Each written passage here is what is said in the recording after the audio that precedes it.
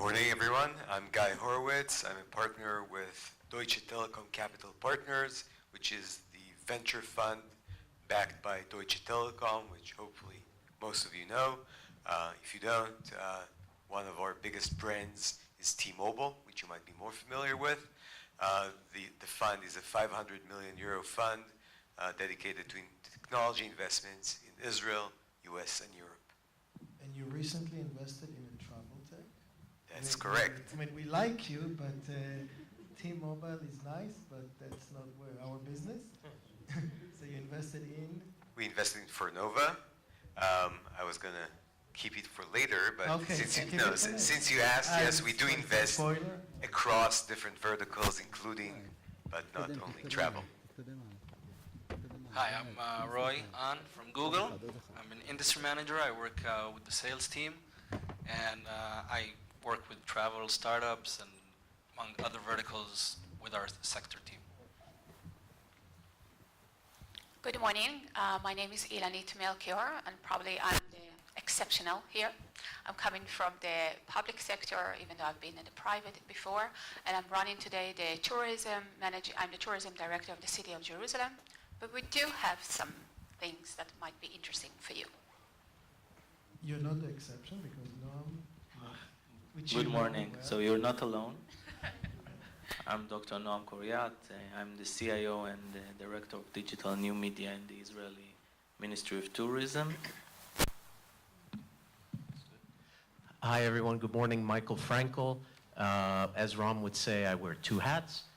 One hat is owning and operating a public relations and marketing firm out of New York, specializing in travel tech startups. We represent about a dozen startups in the US and around the world. I'm also serving as marketing partner at Thayer Ventures, which is the only VC that we know of anyway, which is focused specifically on the travel and hospitality technology industry. We've raised 2 funds to date, have invested in about 24 travel startup companies, currently raising a 3rd fund of about $100 million, which will deploy hopefully beginning later this year in additional travel startups. Good morning, Boker Tov. Buenos días. My name is Jose Maria Blasco. I'm the Economic and Commercial Attaché of the Embassy of Spain in Tel Aviv. I'm based in Tel Aviv, and I would like to share the Spanish experience and Spanish opportunities for startups because Spain is investing in travel tech. Great, so thank you very much. So let's quickly start. We'll stop, so if anybody has a question, please feel free to put your hands up, and from time to time I'll turn my head trying to see the questions, but we want it to be as interactive as possible. I have some questions here, but please feel free to ask any questions. So let's start with you, Roy, and tell us a little bit. I mean, Google is doing a lot of stuff around travel. I mean, it's a very important vertical for you. You have a lot of tools for internal tools that you use that startups can use for research. They can use it within their product. Tell us some of the trends and the different things that insight that you see in Google's that are happening in the industry today. Okay. So yeah, we have a lot of internal tools and external tools for advertisers, marketers out there. I think in terms of global trends, I would probably touch on 2 interesting areas. The first one is mobile, that was mentioned earlier. You know, mobile, today we all conduct a research on mobile, every one of us. If you're over 35, and I think the majority of us are, we will go and book our flight and hotel on a desktop. What's interesting? Is not. Sorry? No, you're. No, Ilanit. Oh, okay. But I think that if you're millennials today, what we see is that more than 40% of them research on a mobile device and then go and book their flight on the same device, which is pretty amazing. Another 25% go and do the same for their hotel. So the entire experience, you know, interacts on a mobile device. I think that mobile also made us become much more spontaneous. So doesn't matter what age you are, we see that more than 85% of the people search for specific activities at their destination after they arrived at their destination, so while on the go, which is super interesting. Secondly is video, and I think the previous session mentioned innovation. A lot of innovation is done on video. Consumers are there, so they're searching for their destination, what to do with their destination. They're planning their trips on video. We all know that, but I think that there is a new sub-vertical within the travel industry on video, and especially on YouTube, we see searches on travel hacks. So you don't only plan your trip, but you also want to prepare your trip or want to make the trip the best you can. So specifically, you can start by looking about unique ways to pack your luggage, or tips on how to stay healthy while you're on board on a flight and not, come off the flight sick and not enjoy your flight. And we see the hacks queries go up around 115% year over year. It peaked in June 2016. So there's a lot of things going on there, and I think a lot of companies are trying to understand how they can monetize this for their advantage, a lot of travel companies. Perfect.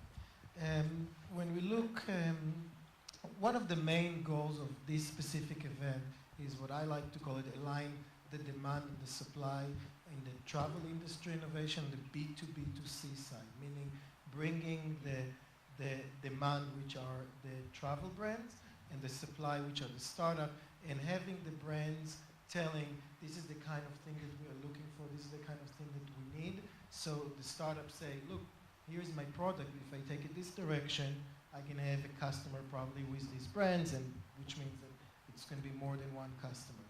And really align the ecosystem this way. So a question for Guy and Michael, and please, if anybody has any comment, feel free to join. What do you see most of the startup that you see within the travel industry? Where do they focus on? Are they focused on the same area? And there is some data around it. And is it the right place? Or is the industry really looking for other solutions where there are greater opportunities?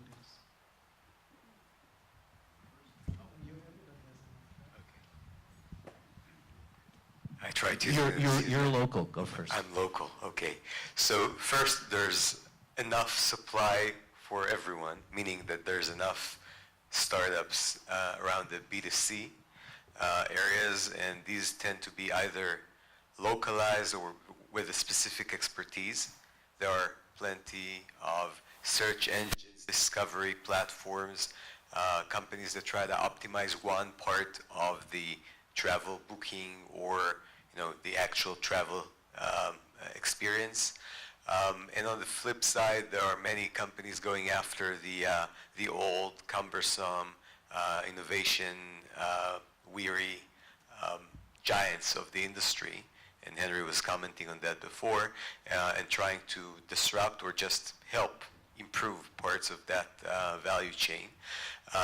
So I think if you're an investor, which I am, you can decide whether you want to focus on one or the other. There are not too many investors who do travel or focus on travel tech as a vertical. We, for sure, would like to see more travel tech companies in our deal flow, but right now I cannot imagine investing into B2C companies because the types of risks and the types of challenges that these companies face are more from the consumer side. So customer acquisition costs and getting the word out and spreading it, the growth, which is typically hard, getting started. I think you're familiar with a travel startup, right? Getting started in Europe is easy.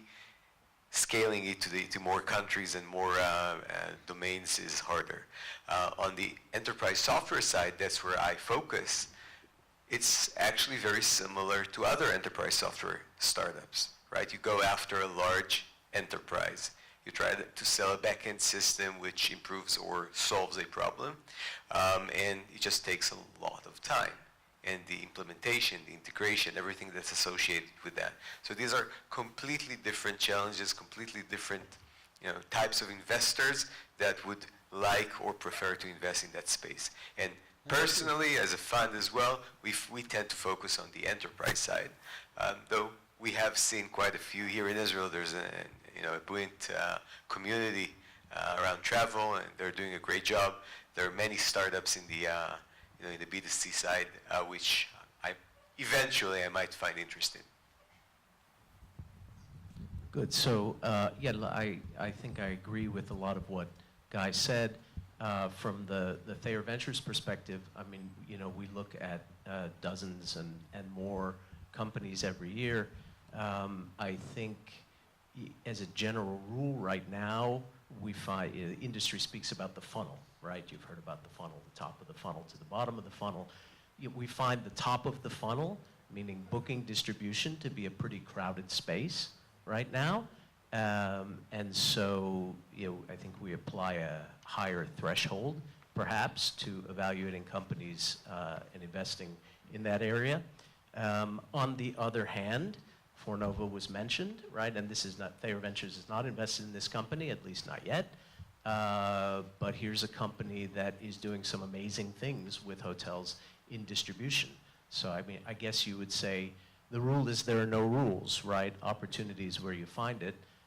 Ram spoke about this company Dishcraft in robotics, the robotics space, AI space, clearly tremendous potential, companies doing amazing things, and lots of interest, right? Interest from institutional money, from VC. Another company I'm allowed to talk about our companies, right? The company we represent for my PR business is based in Sydney, Australia, and they are a social intelligence company. So I've told some of you about them here. What they do is they drop a GeoNet over a hotel and monitor the social feeds coming out of the hotel. So they monitor Facebook, Instagram, LinkedIn feeds coming from the guests in the hotel out. And so I was with the founder of this company at a hotel, the Beverly Hills Hotel in Beverly Hills. As we were sitting in his suite, he showed me a young woman, 21 years old, which is legal drinking age in the US, who had just checked in on Facebook to the Polo Lounge and said, I'm now having my first legal drink with my best friend at the Polo Lounge, on her Facebook post. This information was feeded back to the general manager, and within 10 minutes, he had delivered a birthday cake to the woman at the bar. And within 10 minutes, she had tweeted to 5,000 followers, you must go to the Polo Lounge, right? So, The question is how many illegal drinks she had. How many drinks did she have? Illegal drinks. Before she was 21. Oh yeah, that I can't say. But yeah, so look, I mean, this is a space that, having been around travel tech for 6, 7, 8 years, I would never think, that you would find a social intelligence company in Sydney, Australia, which would be making an impact for the Beverly Hills Hotel in guest engagement, in ancillary revenue, in social media, sort of with one solution. So, I guess you would say opportunities where you find it, right? Perfect. So, guys, we moved to this room, so we won't have people sitting on the stairs. I mean, you can sit on the stairs, feel free, but there is plenty of seats in the middle here. So maybe after the break, when you come in, just come closer down, please. So before I open for any questions to the audience, I'd like to ask Jose Maria, Noam, and Ilanit. You working in the public sector, and each one of your organization is doing something. They have some kind of a program or some kind of different initiative to be part of the technology ecosystem, to approach startup and to look for innovation. So tell us briefly about what is it that your organization is doing, and explain us the reasoning behind it. I think it's really important to understand why an organization like the Israeli Tourism Ministry does what they do, which normally is about inbound tourism, etc., or Ilanit stuff that you do, etc. So let's start with Ilanit. So just to give a little bit background, when I started to work with the city of Jerusalem, so basically, surprisingly enough, it's a much older brand than Google or Coca-Cola. But it was a brand that it was on the shelf, but nobody really wanted the product. People were people are dreaming about Jerusalem, people want to pray for the city of Jerusalem, but I felt that we were stuck with the same numbers, but more than that, with the perception and misperception that this amazing city is creating in the eyes of hundreds of millions of people around the world. So my motivation was, how do we translate these feelings and wanting and desiring and praying actually to refresh the brand and to bring people from all around the world to enjoy the city of Jerusalem as a tourism destination. It's a big challenge. Obviously, I couldn't do that without the mayor's backup that is coming from the startup world. And one of the things that I understood was needed was actually to break this formula where Jerusalem was very much in the eyes of as a destination for religious, historical people, which was great. That was a segment. But at the same time, it stopped other segments to come. So, for example, the millennial. So we are going actually on Thursday to, for the first time, to launch a special package, which actually I should not say a package, but the millennial does not use the word package, but whatever. For the millennial age. Why? Because I wanted to make the city of Jerusalem look younger, more interactive, fun, which it really is. The fact that we have these amazing historical things of more than 3,000 years doesn't mean that we cannot refresh, because people at the millennial age are still, surprisingly enough, reading books, are interested in things, yes, and also in other things. And we have to give them in this huge supermarket whatever they want to get out from the shelf. So one initiative that I do want to mention is that I found out that there were a lot of startups or applications that they would pick up the phone and they would say, we want your help. So then I would ask them, what do you, I'm not a banker, I'm not an investor company, so what can we do to help you? And the one thing that I always got was that we want to use the city of Jerusalem as a platform for a pilot, or to actually to be the first city to try our application or startup, because it's an amazing city from tourism point of view. You have everything. And then I understood that we need to do a little bit more than that. And it's not only about bringing tourists to the city, but it's actually about building the right infrastructure that a young, innovative community will feel that we are embracing them as a city, that we give them a space to work, but it's not going to be we work. But we are actually helping them to ask the questions and to network either locally or internationally with the B2B or the B2C. So now I will really translate it.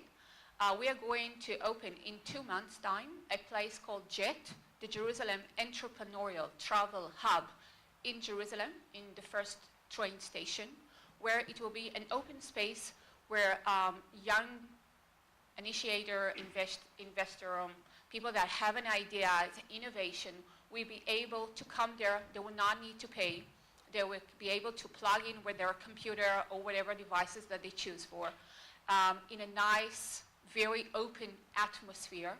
And then we will actually bring from our side the experts, the B2B, the official community, to meet with them, and they will be able to have this ongoing dialogue that will help, hopefully, help to design better the meeting point between the supply and the demand, which this conversation room doesn't really exist. It exists very much in the high-tech world, in the medical devices world. It doesn't really exist in the tourism world. And we want to be the first city to open this. We have this sentence, Ki mitzion titzeh Torah, because of Jerusalem, the knowledge and know-how will come. So we want to make sure that this will be the city that will be the first one to enable, and hopefully more investors will be inspired to use this place, more young people, and then from that on, it can be open for everyone. Perfect. Thank you. Tell Jerusalem it looks great, doesn't look a day older than 3,000. Noam, what do you guys do? It's with no boutiques.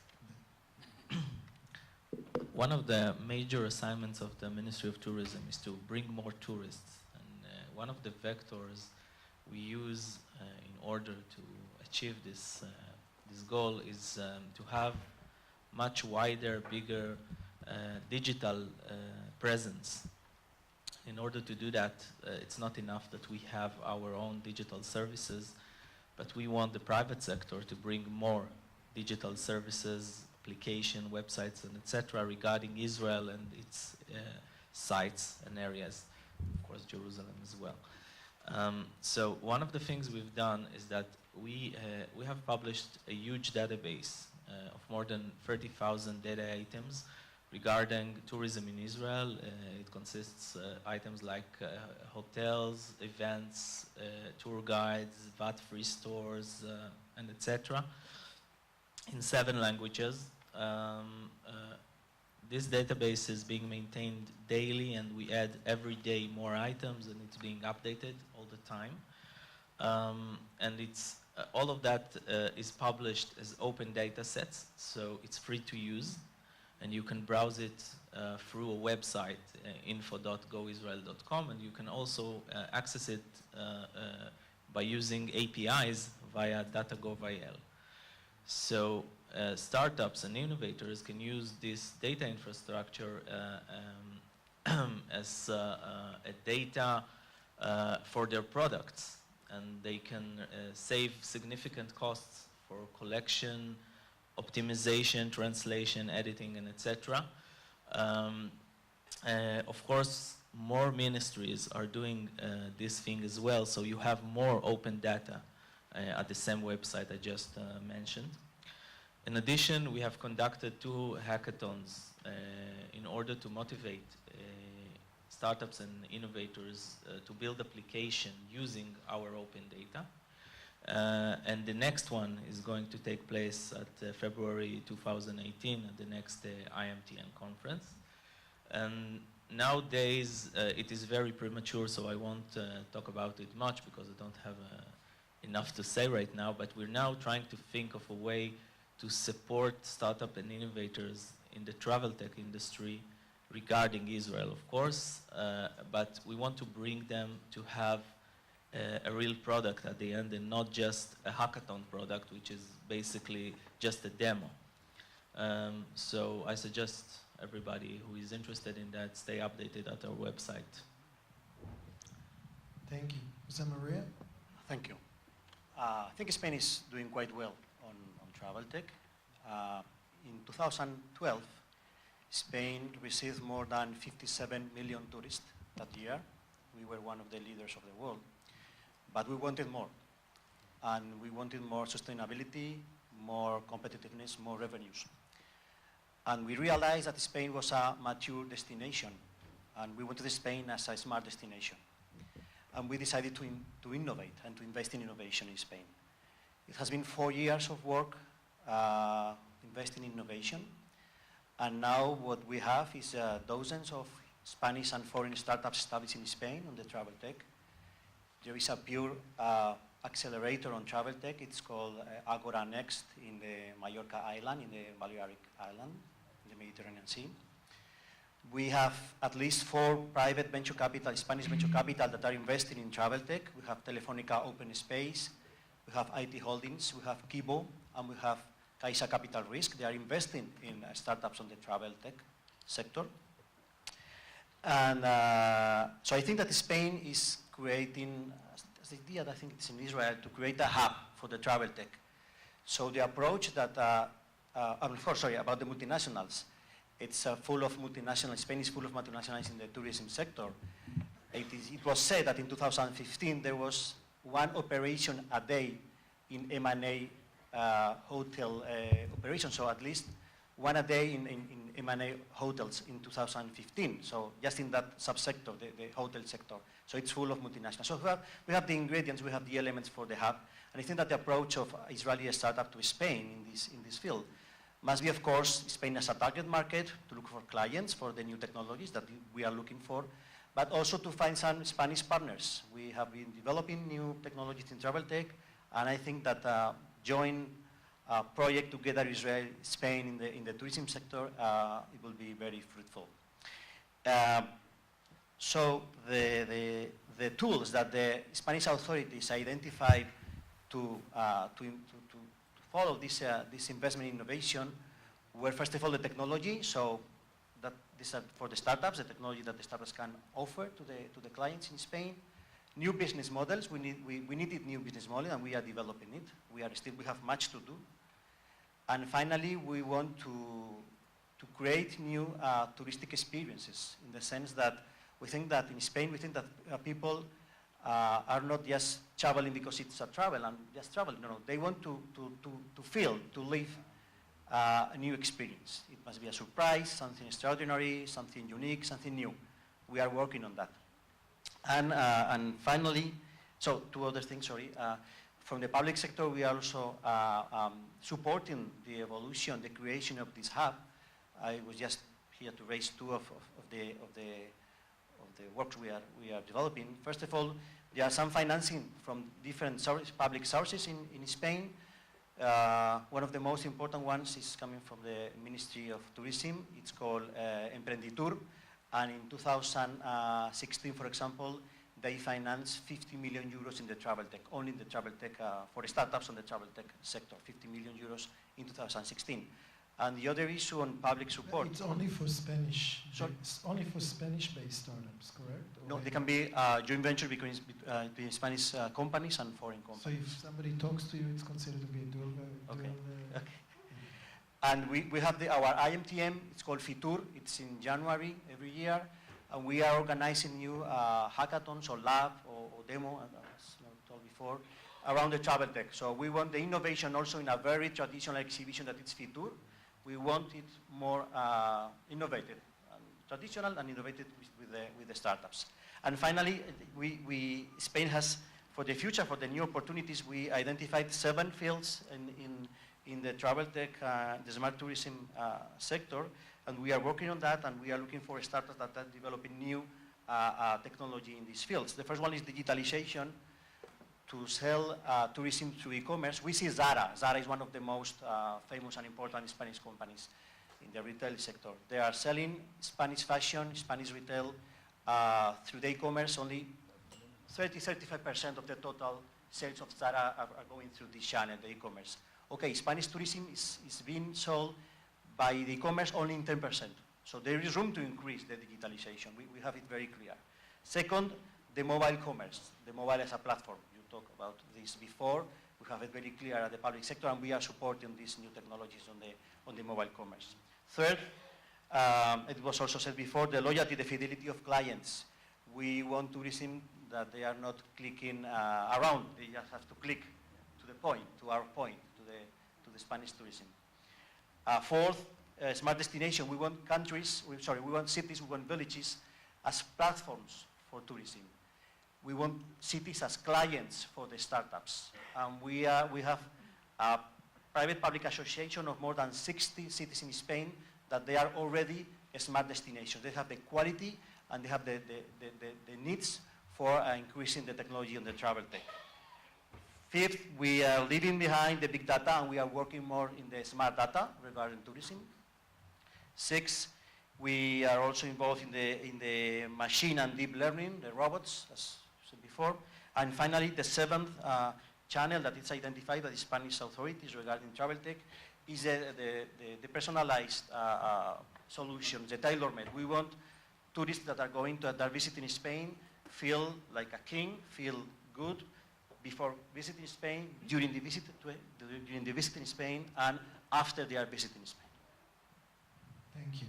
Actually, you guys were so successful that you have so many tourists. A lot of it has to do with some of the promotional, a lot of it is the geopolitical issue in North Africa and the Middle East, that now actually, especially Barcelona, there is a big movement against tourism. No more licenses for new hotels, no cruise ships, no Airbnb, etc., etc. So you actually see sometimes, and you see it in other cities around the world, that we get to a level that there are so many tourism that the locals say, wait, how much is too much? And Barcelona is definitely there. If I may, Barcelona is like a case alone in Spain, because there are new governments in many cities in Spain, and in Madrid we have a similar government than the one that we have in Barcelona.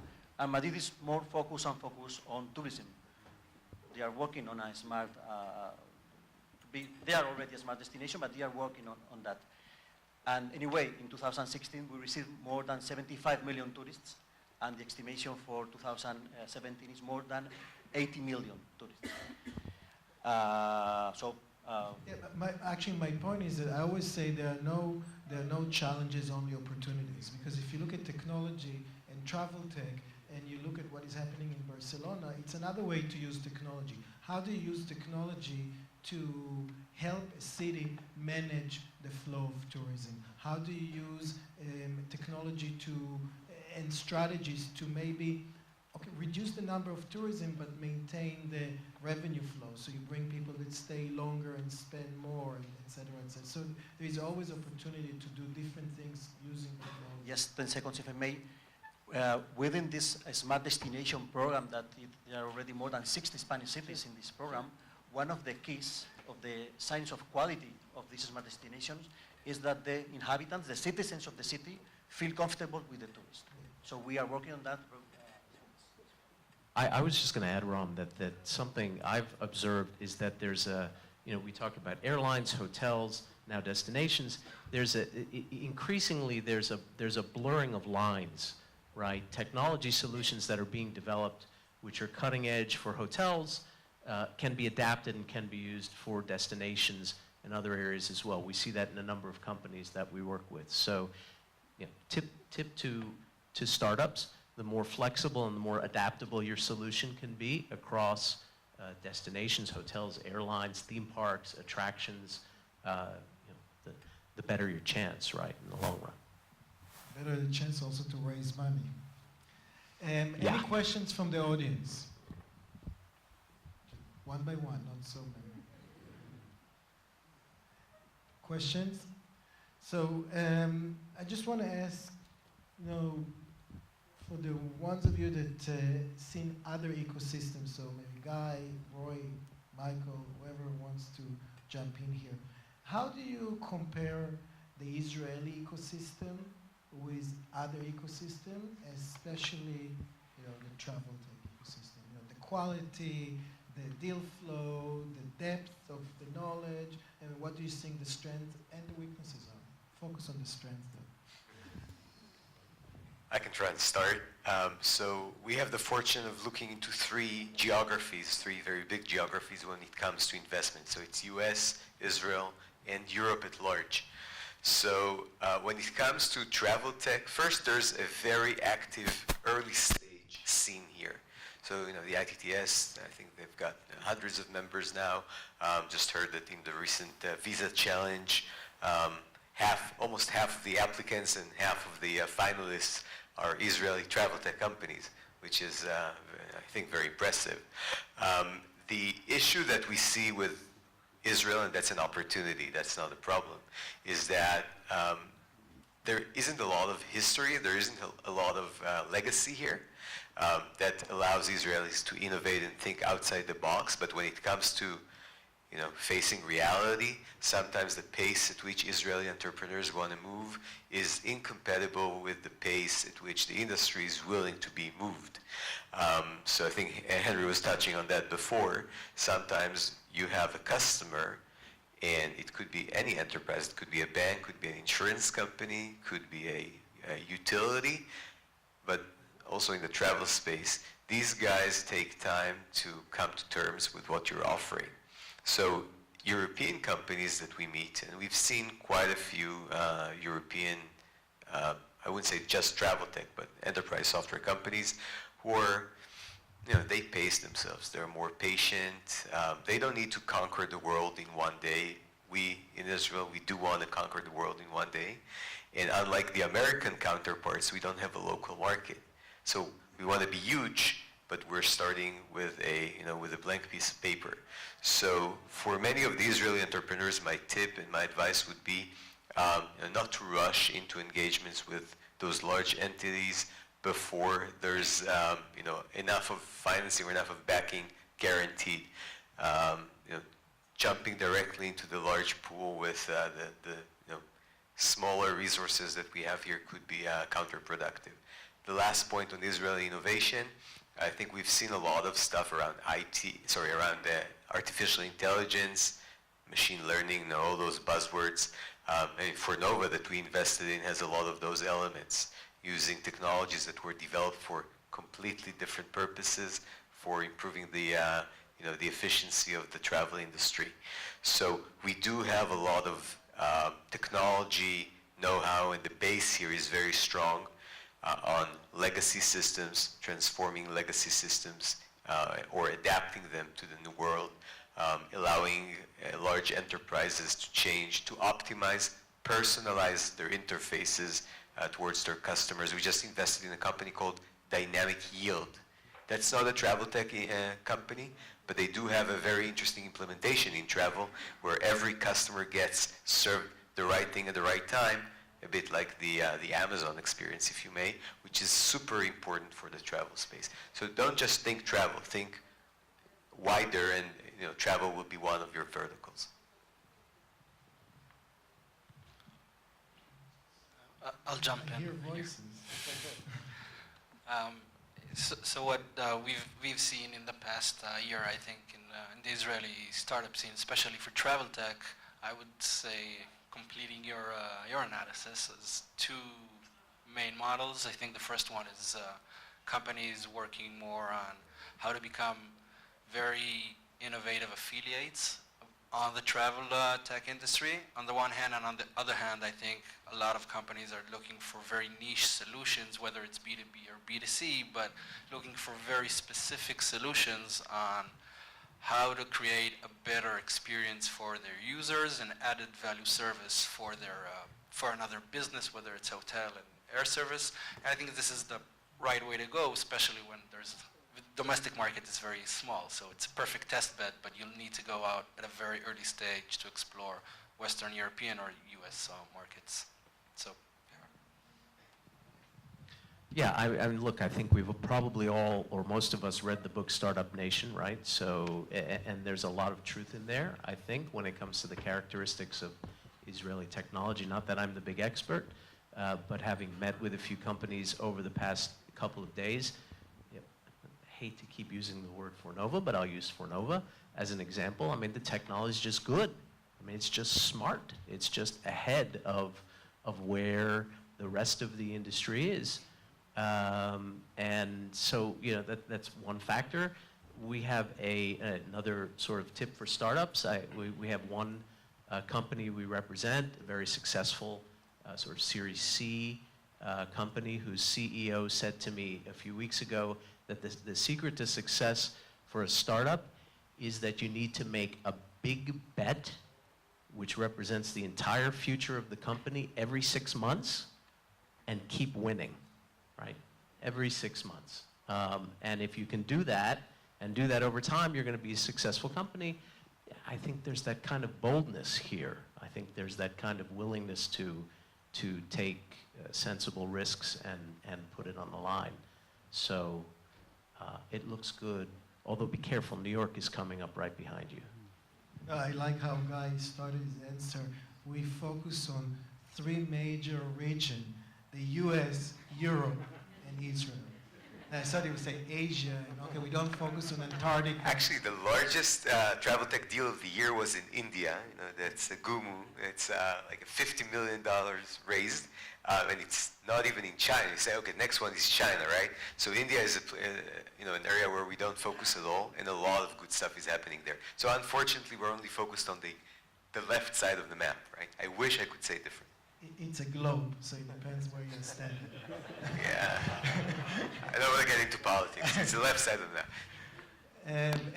Any questions? No? Okay. Thank you very much. And we're going to move. Henry, you want to join? So thank you very much. Jose Maria, Michael, Noam, Yannick, Roy, and Guy. For Israel Travel Tech Startups. It's a community that has over 220 Israeli travel tech startups. And my pleasure is to start here with the VD Room, which is a virtual reality for hotels. Michal, please. Thank you.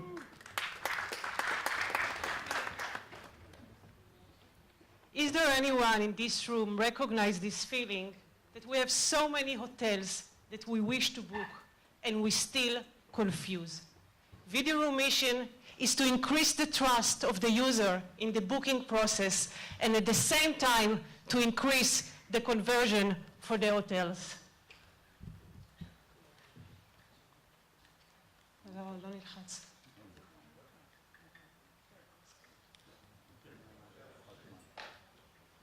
I will do it without this.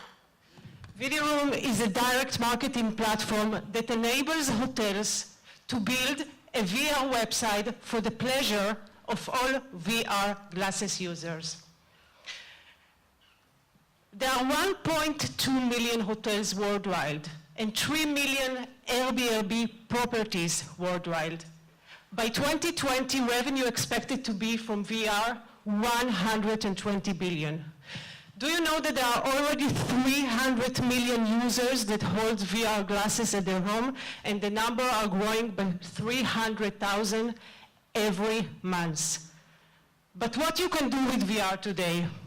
With VR today, you can build games. You can make VR production and upload them to Facebook or YouTube.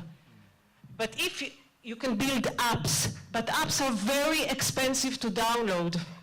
And this is not a scalable model.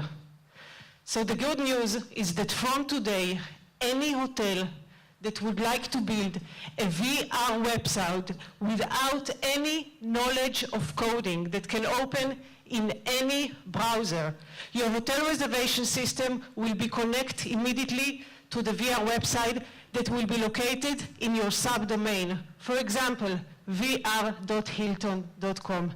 But not only that, that will be also connected to our patented search engine for VR. The business model is one-time setup fee and 10% commission. And there are already tens of hotels that joined us because the market will accept only solutions which are scalable and not with heavy technology. There is no standard in VR, and our mission is to bring the new VR standard to the travel industry. Thank you very much.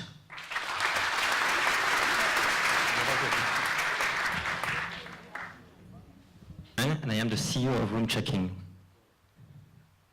Behind this door, it's not a room, it's a dream.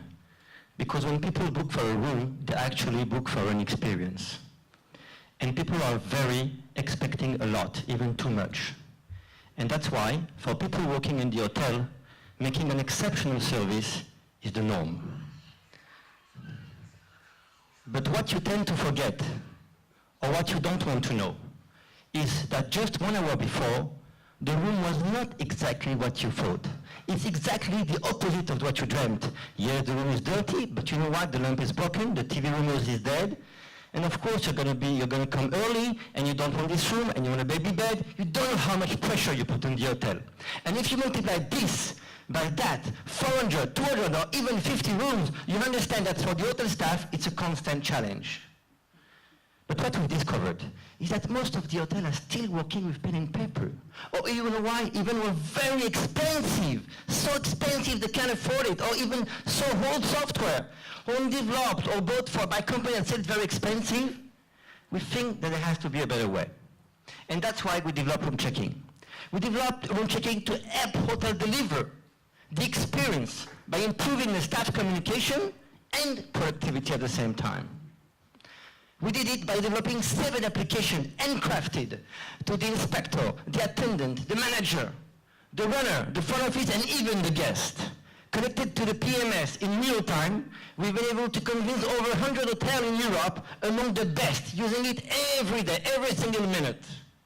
Because we think that we can bring the hotels into the 21st century of innovation of hotel operations.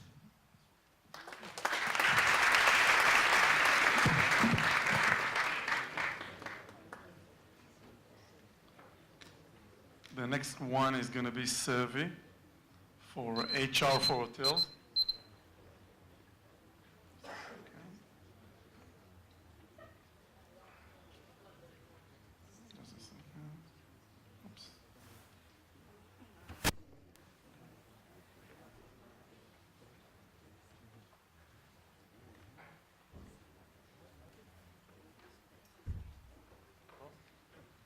So, hello everyone, my name is Amitai Amin, and I'm here today to tell you about John.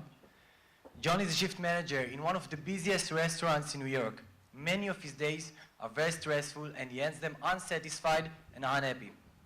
John is part of the US hospitality industry, which is included 1.3 million restaurants, hotels, and catering services, which amounts to 18% of the general workforce, and suffers from an extremely high employee turnover rate of 72%, which is the main source of John's concerns.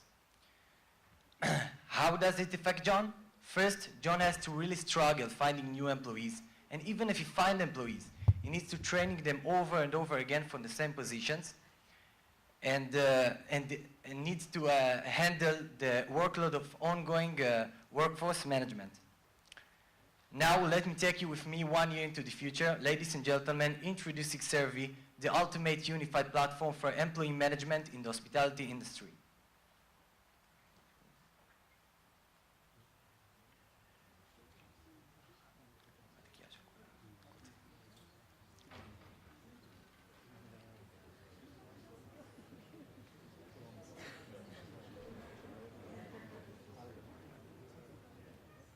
Introducing Survey, an HR platform for the hospitality industry which allows to find and hire new employees, train online through Survey's training platform, manage ongoing work with Survey's fully automated and smart scheduling software, post a job position or event, and receive dozens of screened, rated, and available applicants. Survey's unique training platform includes courses for each role to reduce onboarding time process. New employees arrive ready for a job thanks to Survey's training program, which is customized for your business needs. Speed employees shift requests and record through their Survey app. Enjoy easy and automatically shiftings with real-time notifications and work regulations monitoring alerts. Conducting surveys, challenges, competitions, and live chat. Survey constantly analyzes ongoing business activities and presents optimization tips and strategies to increase efficiency. Using Survey will increase your employees' satisfaction, reduce costs, and boost profit. Survey, innovation meets hospitality. Thank you very much.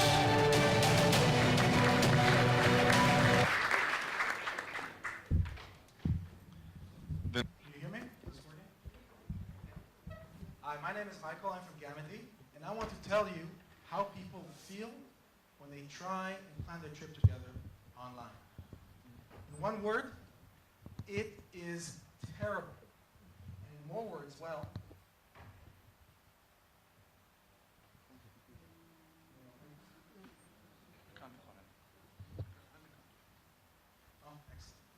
so in more words, well, Ben says it's personally frustrating. Alex says it's pointless. Mark says it's not convenient and annoying. Tom says frustrating. And Beth says bad experience, long and ineffective. These are real people that we've talked to that feel this way. And if you are a site owner, these are your users that will quit your site out of frustration. Why does this happen? Well, anytime more than one person has to make a decision about booking on your site, it turns into a mess. Look, she's taking snapshots of her screen to send on WhatsApp, and look what it looks like in the end. That's not a good way to make decisions.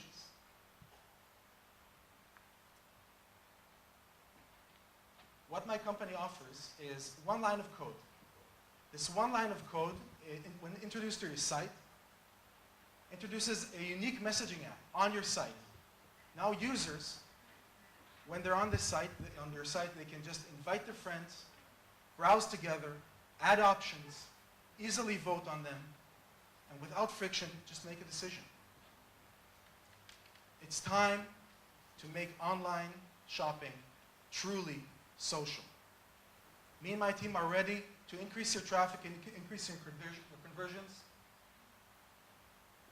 I'm Michael, we're Gamity. Come talk to us. Thank you.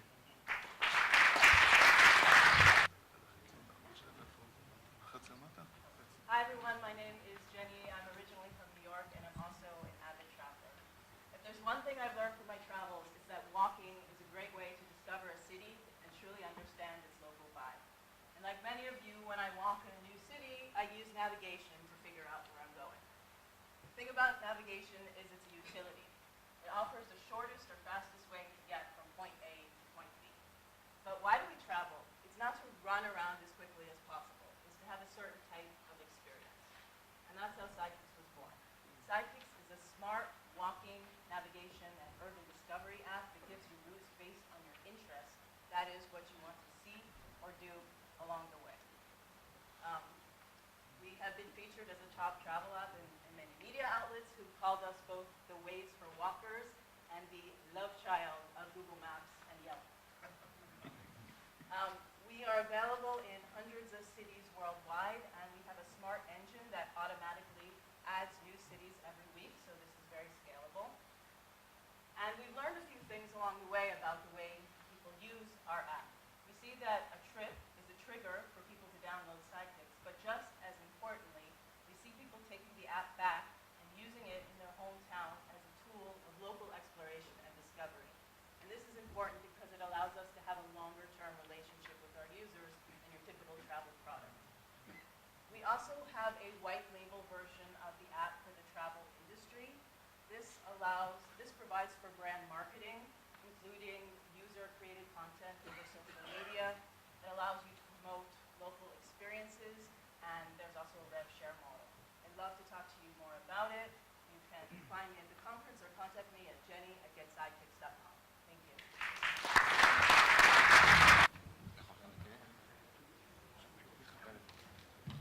Who?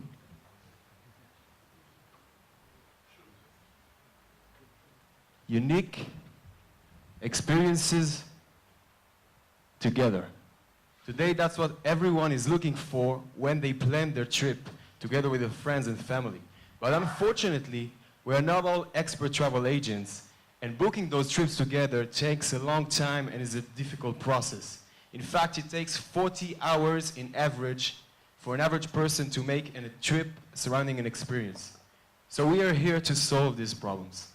Hi everyone, my name is Yotam. I'm founder and CEO of WeTrip.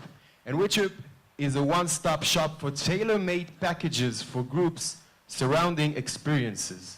For example, WeSki, our ski platform, enable users to search for ski vacations with 100% flexibility, and in one click, they get a tailor-made package with the flight, the transportation, the accommodation, and the ski passes, and each element can be modified and changed according to their preferences.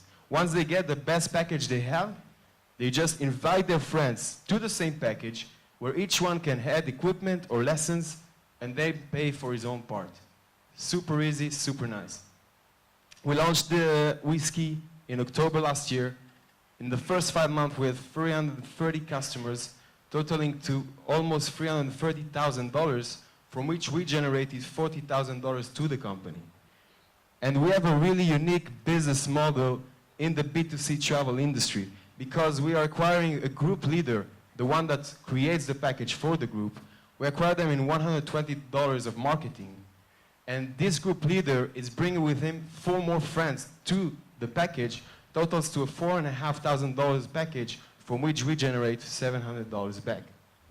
Now, ski was only the first vertical. We launched festivals a month ago, and we plan to expand to other experiences in the near future. We are currently fundraising to accelerate the process, so if it interests you, please come and talk to us. We are here, or you can contact me here in my email. Thank you very much. My name is Rajiv, and I am CEO and co-founder of WWStay. As you said, WWStay is a global marketplace and booking platform for corporate extended stay. We are in a B2B market. We are similar to Airbnb, but in a corporate space, and we basically use professionally managed apartments rather than homes. So what's the problem we are trying to solve? Apartment booking, if anybody who has a corporate employee wants to go on a project for anywhere from 3 weeks to 6 months, booking an apartment is a pain. It's a kind of manual process.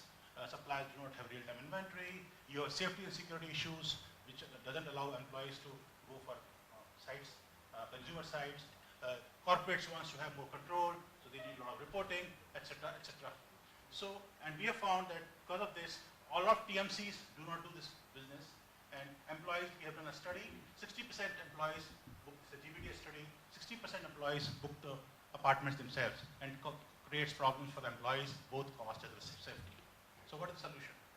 Solution is that online platform for apartments is like a booking platform.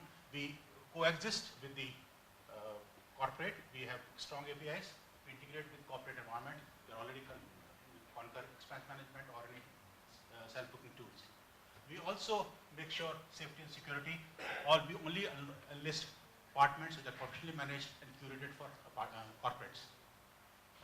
The value proposition is we make employees happy. They do it faster.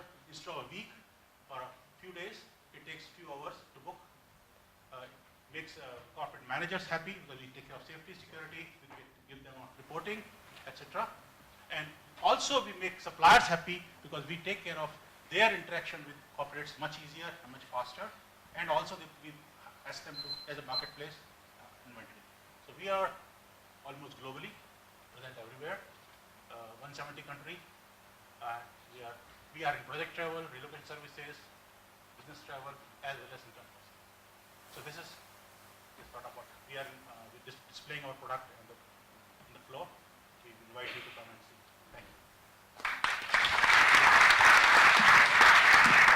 you.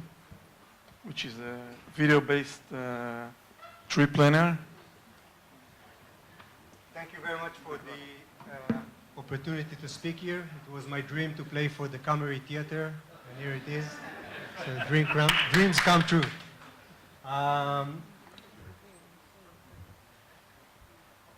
We know that one picture equals 1,000 words. We also know that 1 minute of a video equals 1.8 million words. We also know that in YouTube in 2016 there were 49 billion views on travel-related videos. And we also know that 64% out of those video views were for people who were planning their next travel. So this is what Sivuv do. We developed an engine that enables an interactive video-based trip planning, and we offer a very unique trip planning experience. We have an engine that basically collects films and videos from various sources.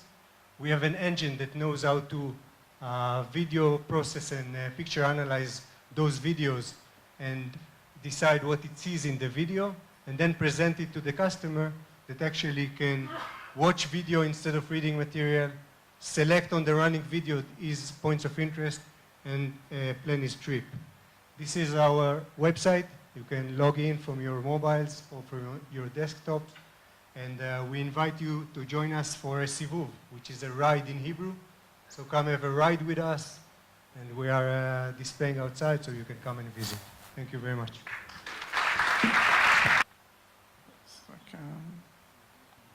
There you go. Thank you. You hear me, right? Yeah, great. So, which one of us doesn't need a vacation, other than the fact that we all make a living out of it? I was at a vacation once, it was 2 years ago. I was at a pool party in Vegas, and I wanted to buy a beer. And I encountered a real problem. I had no money, no credit card, and not even my mobile phone on me. But it turns out that in some places, traditional payment methods are not accessible enough or secure enough. Think of family in a vacation, little kids in a water park, or festival goers. They all lack the ability to easily use their money. SmartTag solves exactly that using just simple wristbands just like this. So a few months into development phase, and after our first successful launch, we've noticed two things. First thing we've noticed is that speaker isn't working as I expected it to be.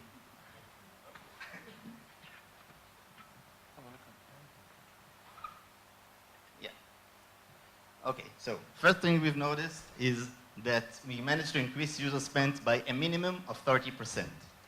Second thing we've noticed is users love this wristband so much they don't understand why they can't do everything using it.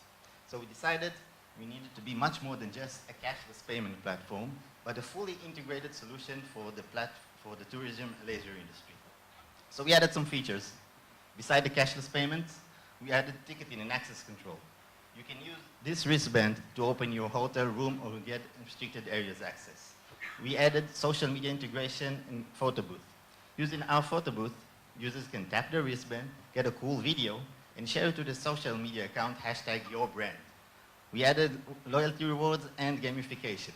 Kids can run around the resort, tap in their wristband on one of our endpoints and earn achievements, and share it to the social media account or to the loyalty program. So far, we've done Israel's biggest student festival. We've raised a little money. We worked with Israel's largest hotel chain. We conducted Israel's first fully cashless festival. In a month from now, we're going to be launching our conference platform with our partners in Singapore. And later this year, we're going to start working with our first international chain in Miami, hoping one of you guys might be next.